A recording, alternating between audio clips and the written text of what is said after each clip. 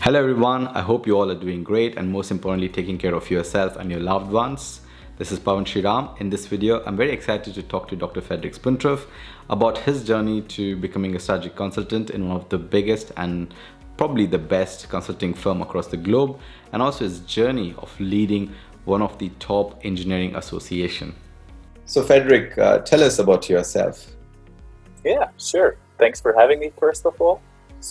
Well, as you know, I started my career journey a couple of years ago in Germany. I started studying chemical engineering because in high school I was very fascinated by chemistry in general, but also topics like other STEM subjects, physics, mathematics, and so on and so on. So I began studying chemical engineering while at the same time working in a company. It's a concept we have here in Germany where you basically do an apprenticeship. So I was starting with a big chemical pharmaceutical player in Germany, but worked in their department for polymers, which was very exciting at that time for me, and was studying at the same time a bachelor's in chemical engineering. And over the time, while I was also working in the plant, I realized more and more, wow, this is super exciting to see the applied side of what you learn in the university. And to be honest, I very quickly found out that chemistry is an exciting topic, but maybe not exactly my cup of tea. So standing in the lab all day was for me tiring, and I thought I really want to go into the application all the time. So I was working in plants both in Germany and in Texas in the United States. And there I soon realized, well, we already have all these plants that are built. And basically when they were built, they were usually state of the art. But over time, well, the state of the art is changing, and making big changes to a plant is very costly. So most of the time, people try to use optimization tools or also to digitize what you ever have built in your plant. And this for me was a really good insight. And for my master's, I actually diverted a little bit. I studied still advanced chemical engineering, but with a focus on process systems engineering. So I was looking a lot into simulating and optimizing chemical systems. And well, from that, actually, I was studying in London at that point in time. However, I had the opportunity to go to write my master thesis in Tokyo, in Japan, which I was very fascinated by. And the topic of my master thesis was to build a model which was basically rebuilding an underwater volcano, because this is, let's say, a topic, carbon capture and storage, also very exciting, where you try to capture carbon dioxide from, for example, a chemical plant or whatever, a concrete plant, and put it somewhere. And for example, in the subsea, in a depleted oil field or something like that, and you could just store it in there, so it's not going to the atmosphere, and of course, very good for the environment. However, in Japan, they have a lot of these depleted oil fields, but they also have a lot of earthquakes. So the idea of storing carbon dioxide under the sea ground, but having an earthquake and possibly, all the CO2 would go back into the ocean, not very good. So they used the model to estimate the risk of that. So this was super, super exciting. But I told you before, what I wanted to do was very applied stuff. And this, let's say, was very theoretical, very mathematically rigor type of research, which was good. But I went back to Europe afterwards and started a PhD in the engineering cybernetics department in NTNU, Norway. And it was part of a bigger project from the European Commission, where they basically tried to find optimization algorithms for the process industry to make things, let's say, more optimal and, let's say, retrofit something without the need of having costly equipment changes. And well, I told you from the very beginning, I was always working in a plant. And the nice thing of if you go from university to your job in real life, you will see at some point, it's not always just about finding the best technical solution. It's finding about the best technical solution that's also very economical. So from a very early stage, I realized, well, engineering is good, but maybe I need to add some business science on the side. And at that point in time, I was already starting taking some courses via distance learning. When I was in London, I was also taking courses at the business school in finance and entrepreneurship. Very interesting topic. And when I started my PhD, at the same time, I enrolled for an MBA in Paris, France, and Paris, Munich, and Torino, sorry. And basically, over the entire course of my PhD, I was all the time looking into the economic side of things. And for me, it was very, very natural, because whatever is happening in industry always needs to be economical. Not just from the point of view we need to make more profit, but also the project I was working on basically tried to minimize carbon emissions in the oil and gas industry. And you can do this, but up to a certain point, and you still need to be economical. So if you can reduce carbon emissions, but not make production more expensive, this is a very good case. If the company needs to pay a bit more, they will most likely do it. But if it's destroying all their business, they cannot actually do it, even though they would like to. So this is always balancing different objectives. And for me, after finishing my PhD and MBA, it was very clear that I want to try to help companies as much as possible. And so I decided to become a strategy consultant. And even right now, I also work in the energy industry and try to help companies to become better at what they are doing. So this is very, very important to me. Great. A couple of things. One, you, along with your PhD and also MBA, you're also currently the president of EYE. And how do you manage time, and what's your motivation for that? And secondly, listening to you, it's very fascinating. From a young age, you've been so mobile when it comes to your education, when it comes to your work. Also, could you tell about that? Yeah. So first point, I want to take your second question. Why have I been so mobile? So this is very interesting. I think I come from a very humble family background. Both my parents actually didn't study, and I'm a first-generation student.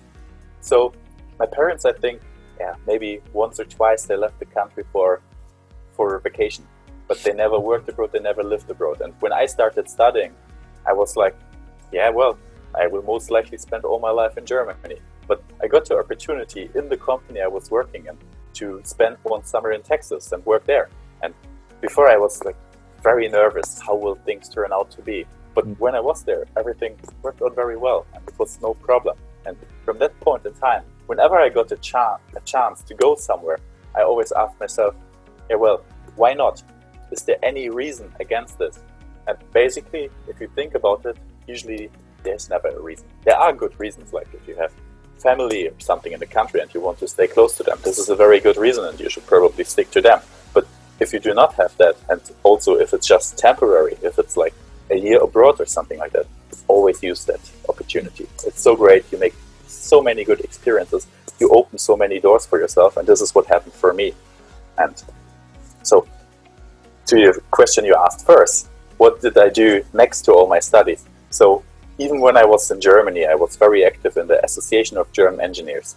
And I really liked interacting with other people, doing something extracurricular, organizing workshops, industrial visits and stuff like that. And then when I realized, okay, I will go for my master's to London. This is a bit far away from Germany to hop over there every week and organize something. I said, I still want to volunteer somewhere.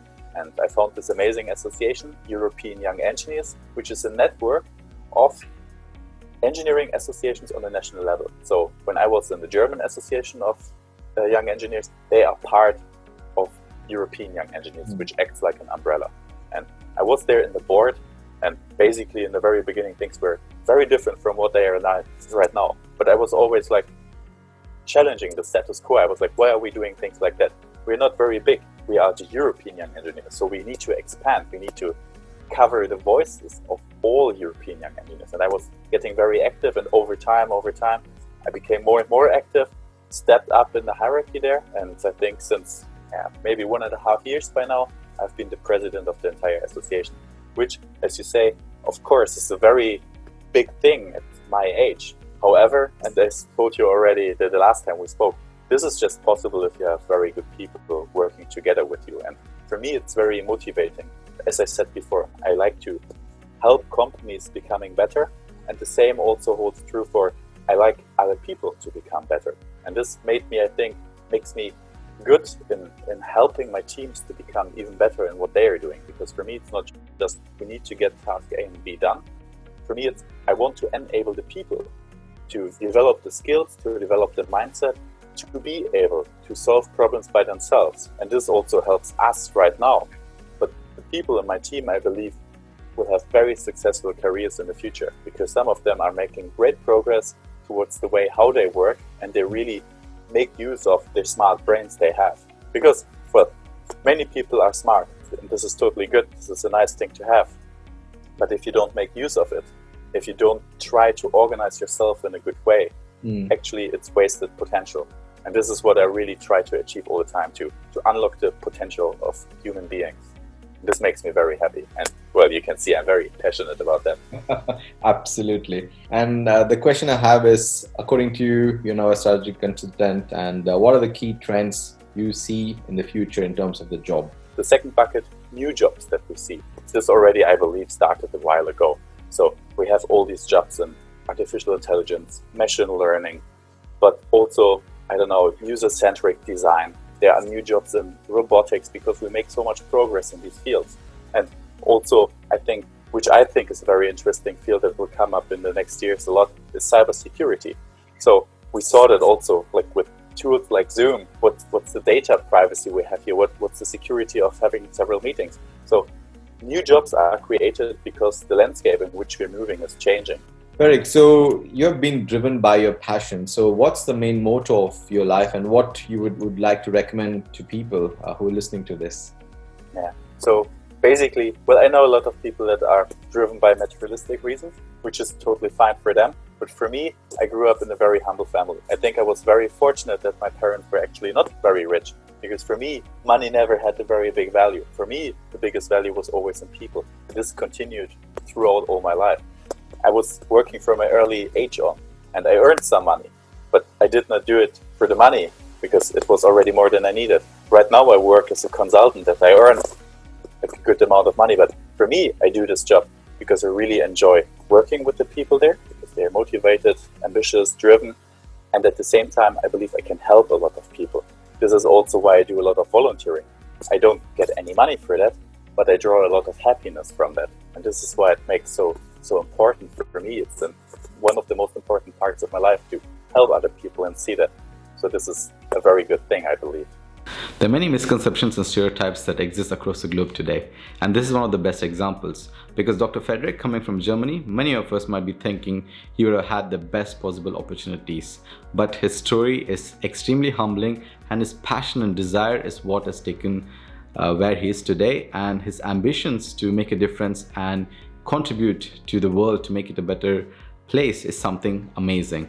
So I hope you truly are inspired listening into this, and you can see he is really a structured and dedicated guy. Doing a PhD and MBA and also volunteering in one of the biggest organizations as a president is not easy. So his sheer desire to make a difference stands out. So hope you all enjoyed listening into his talk, and see you all soon in my next video.